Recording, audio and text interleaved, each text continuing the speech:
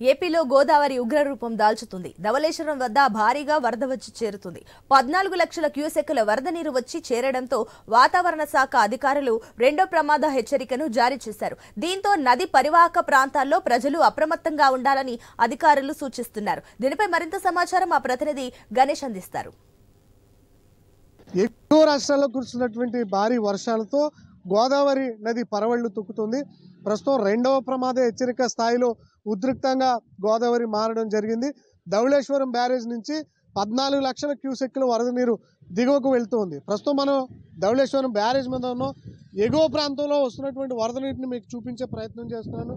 ఇది రాజమండ్రి ధవళేశ్వరం బ్యారేజ్ నుంచి రాజమండ్రి వైపుగా ఉన్నటువంటి గోదావరి వరద ప్రవాహం.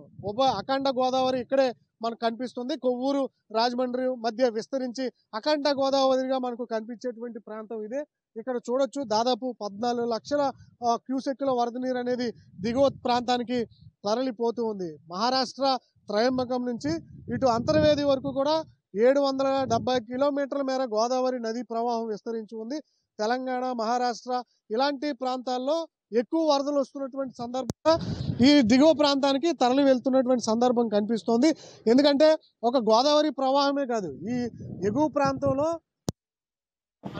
సీతారామరాజు జిల్లాలో ఇటు శబరి నది పొంగు పొరులుతోంది, సీలేరు నది కూడా పొంగుతున్నటువంటి సందర్భం కనిపిస్తుంది. అలాంటి వాగుల నుంచి, నదుల నుంచి గోదావరి నదిలోకి వర్షపు నీరు అనేది ఎక్కువగా వచ్చి చేరడంతో నిన్న ఉదయం మొదలైనటువంటి ఫ్లడ్స్ అనేవి ఇప్పటి వరకు 14 లక్షల పైగా క్యూసెక్కుల నీరు రెండవ ప్రమాద హెచ్చరికతో కొనసాగుతున్నటువంటి సందర్భం కనిపిస్తుంది. నిన్న ఉదయం 3 లక్షల వరకు క్యూసెక్కుల వరద నీరు ప్రవాహం ధవళేశ్వరం బ్యారేజ్ ఉంటే ఇప్పుడు 13 లక్షలకు పైగానే వరద ప్రవాహం అనేది కనిపిస్తుంది. అది గంటకు కూడా పెరుగుతున్నటువంటి సిచ్యువేషన్ ఉంది. దీనివల్ల గోదావరి నడివాక ప్రాంతంలో ఉన్నటువంటి ముంపు గ్రామాలకు ప్రమాదం పొంచి ఉంది.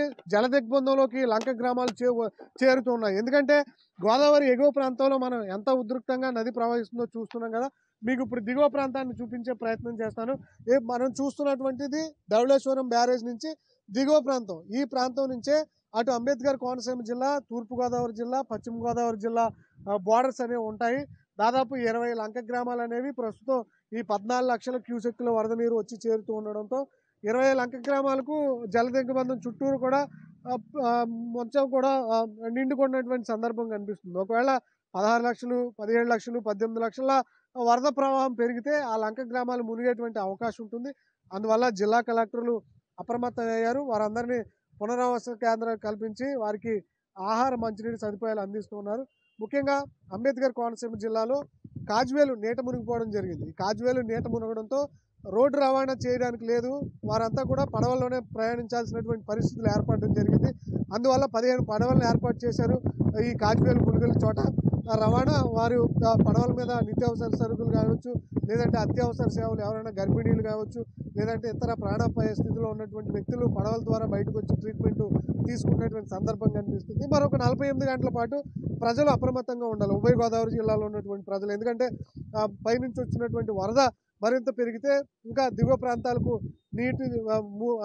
నీరంతా కూడా వచ్చి చేరే అవకాశం ఉంటుంది. దానివల్ల ఇబ్బందికర పరిణామాలు ఉంటాయి. మరొక వైపు వినాయక చవితి ఉత్సవాలు వైభవంగా గోదావరి జిల్లాలో జరుగుతాయి. ఎక్కువగా వినాయక నిమజ్జనాలు అన్నీ కూడా ఈ గోదావరి ప్రాంతంలో జరుగుతాయి. అందువల్ల ఎలాంటి ఫ్లోటింగ్ ఉన్నటువంటి సందర్భంలో ప్రజలు ఇబ్బందికర పరిణామాలు ఎదుర్కొంటారు ఈ నిమజ్జనాల్లో పాల్గొంటే.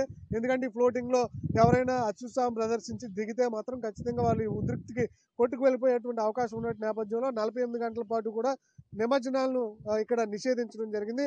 ఎవరు కూడా రావద్దని చెప్పి అధికారులు ఇటు తూర్పుగోదావరి జిల్లా కలెక్టర్ ప్రశాంతి, అటు అంబేద్కర్ కోనసీమ కలెక్టర్ మహేష్ చెప్తూనే ఉన్నారు. కాబట్టి 48 గంటల పాటు ఈ నదీ ప్రవాహక ప్రాంతంలో ఎవరు కూడా నిమజ్జనం చేయకూడదన్న ఆంక్షలు అయితే కొనసాగుతున్నాయి. మరొక 48 గంటల పాటు అంటే గోదావరి ప్రవాహం కూడా అదే సమయానికి కొనసాగే అవకాశం ఉంటుంది. మేబీ రేపు మధ్యాహ్నానికి, సాయంత్రానికి ఈ వరద ప్రవాహం తగ్గే అవకాశం ఉంటుంది, ఒకవేళ వర్షాలు తగ్గితే. లేదా ఎగువ ప్రాంతాల్లో ఇంకా వర్షాలు పడుతూ ఉంటే మాత్రం ఈ వస్తున్నటువంటి ఫ్లడ్ అంతా కూడా ఇలా కంటిన్యూ అవకాశం ఉంటుంది. అధికారులు ఫర్దర్గా ఎప్పటిలోగా ఈ వరద ప్రవాహం అనేది తగ్గుతుంది లేదా పెరుగుతుందనే సమాచారం ఎప్పుడు ఇస్తారని చూడాల్సింది. ప్రస్తుతానికైతే రెండవ ప్రమాద హెచ్చరికను కొనసాగిస్తూ ఉన్నారు. 14 లక్షల క్యూసెక్కుల వరద నీరు అయితే ధవళేశ్వరం బ్యారేజ్ నుంచి ఇటు అంతర్వేది సముద్ర తీర ప్రాంతానికి వెళ్తూ ఉన్నటువంటి సందర్భం ఉంది. కేవలం తిరుమలతో Ganesh, I news, Dhavaleswaram barrage నుంచి.